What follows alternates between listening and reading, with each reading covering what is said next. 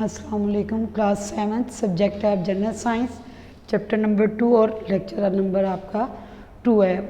Transport in human and plants, यानी जो आपका हेड लाइन टॉपिक है वो है कि इंसानों में और प्लांट्स में ट्रांसपोर्टेशन का अमल कैसे होता है। वो जो मैंने आपको प्रीवियस लेक्चर में बता दिया था कि सर्कुलेटरी सिस्टम जो है that carry the transport material from one part two the another part of the all part of the bodies.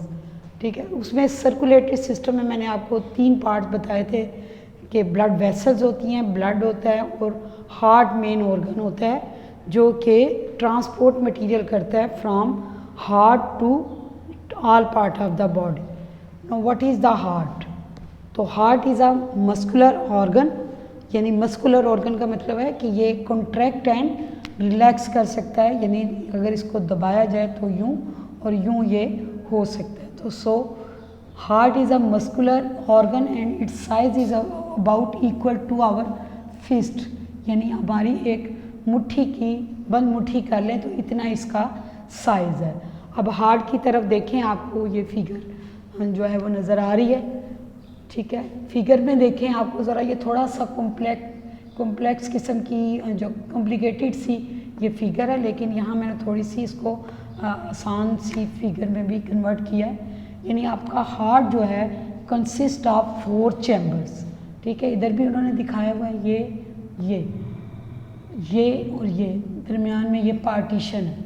ठीक है, देयर आर 4 चैम्बर्स मीन यानी एक चीज़ के आप अगर खाने बना दें, मसलन ये अगर चीज़ हो तो इसके आप अगर इसको खानों में या टुकड़ों में तब्दील कर दें, ठीक है, जैसे एक कमरे हैं बीच में पार्टीशन करके कमरे को अगर आप 2 या 3 हिस्से बना दें तो दीज आर कॉल्ड चैम्बर्स, यानी खाने। अब हार्ट को भी आप इसी तरह चैम्बर्स में कन्वर्ट करेंगे आप स्ट्रक्चर के एतबार से, यानी आप 4 चैम्बर बनाएंगे।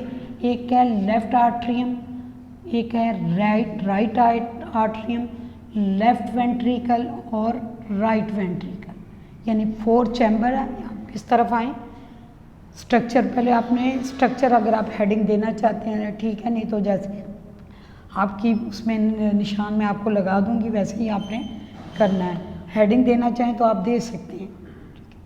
तो there are 4 chambers, 2 upper chambers, these are the upper chambers, ये ऊपर वाले चैम्बर्स हैं हार्ट के, right and left, these both are called atria, singular कहलाता है आर्ट्रियम,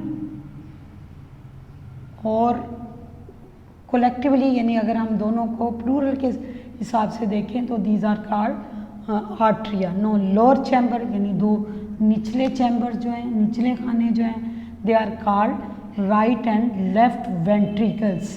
क्या लफ्ज़ है?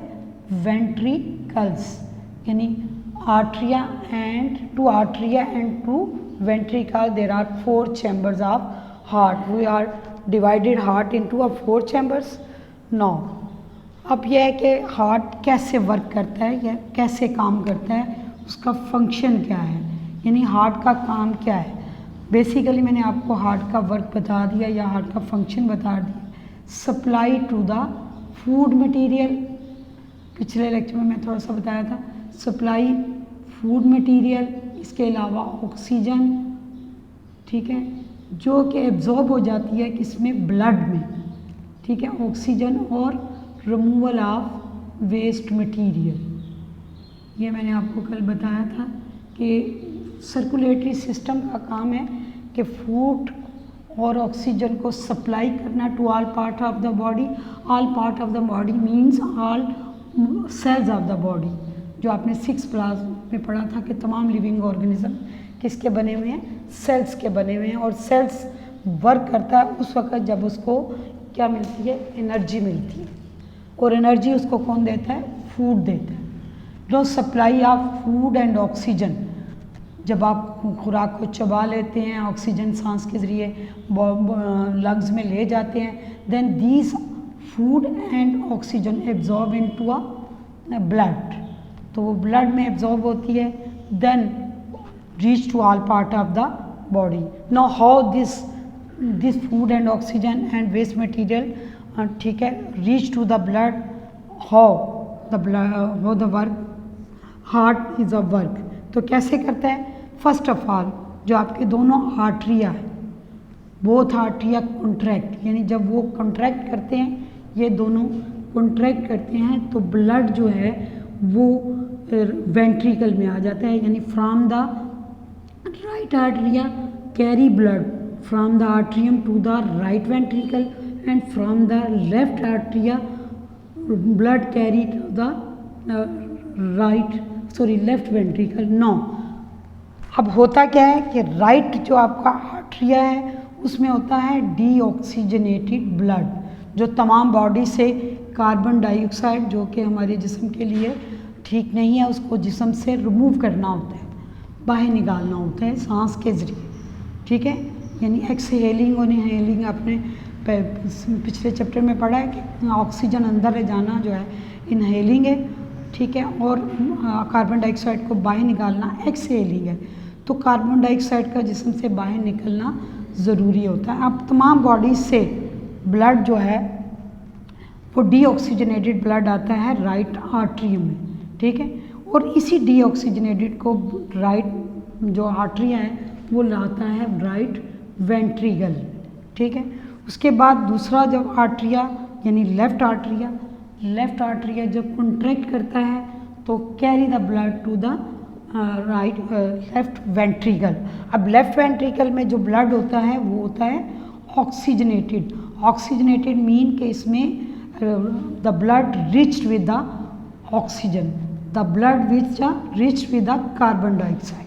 अब गौर करें आप कि राइट आर्टरिया के पास आया डीऑक्सीजनेटेड ब्लड, वहाँ से वो गया है राइट वेंट्रिकल में, और लेफ्ट आर्टरिया में आया आपका साफ यानी ऑक्सीजनेटेड ब्लड और वो गया है लेफ्ट वेंट्रिकल में। अब ब्लड आ चुका है वेंट्रिकल में, ठीक है। अब डिसाइड होना है कि ऑक्सीजनेटेड ब्लड ने कहाँ जाना है और डीऑक्सीजनेटेड ब्लड ने कहाँ जाना है।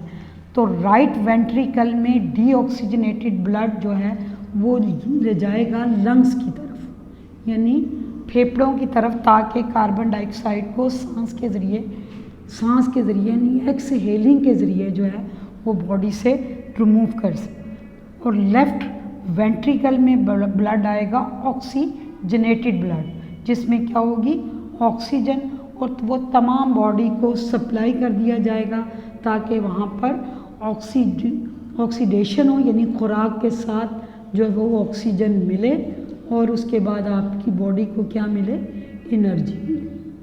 अब एनर्जी के साथ साथ यहाँ पर कुछ वेस्ट मटेरियल भी जो हैं वो भी रिमूव होंगे, लेकिन वो एक अनदर सिस्टम है, ठीक है। वो सिस्टम जो है वो आपके जो सिस्टम से आपके जो वेस्ट मटेरियल है वो रिमूव हो जाएंगे।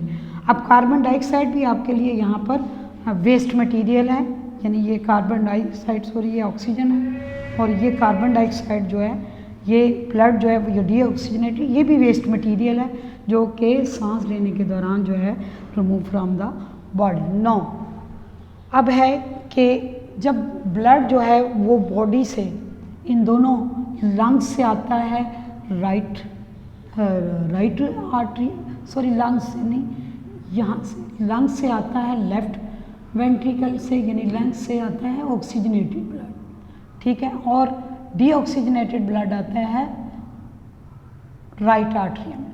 अब यहाँ ये होता है कि ब्लड को जब वो दोनों आर्टरिया से वेंट्रिकल में जाता है तो ज़रूरी होता है कि ब्लड बैक फ्लो ना करे, जो कि हार्ट के लिए जो है वो डेंजरस होता है कि ब्लड जो है वो बैक फ्लो ना करे, यानी वापस ना जाए। एक दफ़ा आर्टरिया से निकल गया तो that enter into a ventricle, there is no back flow of the blood, so there is flowing in a one direction, यानी उसका काम यह है कि ब्लड जो है वो वापस ना जाए और इसी एक डायरेक्शन में वो फ्लो करता रहे। अब इस चीज़ को कंट्रोल करने के there is a valve between atrium and ventricle, ठीक है। इसी तरह वेंट्रिकल से बॉडी में और लंग्स के दरमियान भी वाल्व होते हैं, जो कम्प्लीटली आपका इतना जिक्र नहीं है, इतना मुकम्मल तौर पर बताया, सिर्फ उसने कहा है कि वाल्व होते हैं जो कि आर्टरिया और वेंट्रिकल के दरमियान होते हैं, जो कि स्टॉप करते हैं ब्लड को बैक करने में, या कह लें कि फ्लोइंग होना, blood flowing in one direction, यानी ब्लड जो है वो बैक फ्लो नहीं करता। तो ओवरऑल ये हुआ कि heart is a muscular organ consist of 4 chambers, upper chamber, 2 upper chambers arterial and lower chambers, 2 lower chambers are ventricle, both arteria when contract the blood is carried to the ventricle, then ventricle deoxygenated blood carried to the lungs, and the oxygenated blood is carried to the all part of the body. This is all about by heart.